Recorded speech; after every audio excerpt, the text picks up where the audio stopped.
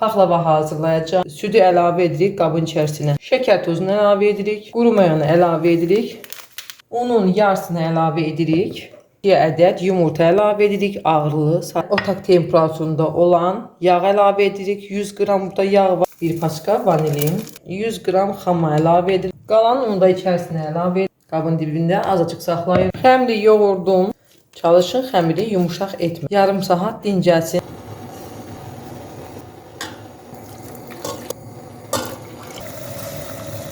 Gündələr artıq hazırdır. 2 ədəd böyük, üstü və altı üçün, digərləri isə kiçik olan list formasında yuxu açıram. Soba listinin içərisinə əlavə edirəm. Yağlayıram. İkinci yuxanı üzərindən əlavə edirəm. Mən adi xəttkeş vasitəsilə kəsəcəm. Romb formasını kəsdim. İndi isə üzərinə süd və yumurta qarışımını çəkəcəm.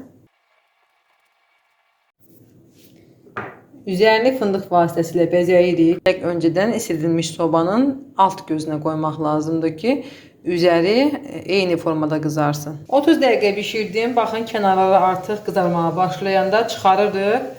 Bu qədər yağ qalıb. Stəkanın ağzına 2 barmaq aşağı yağı üzərinə əlavə edəcəm.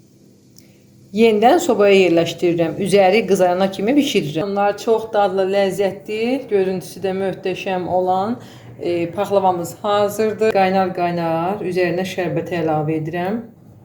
Şərbətimiz soyuq halda olmalıdır mütləq. Abunə olun ki, gələn videolarımdan xəbərdar olasınız. İndən hər birinizə təşəkkürümü bildirirəm.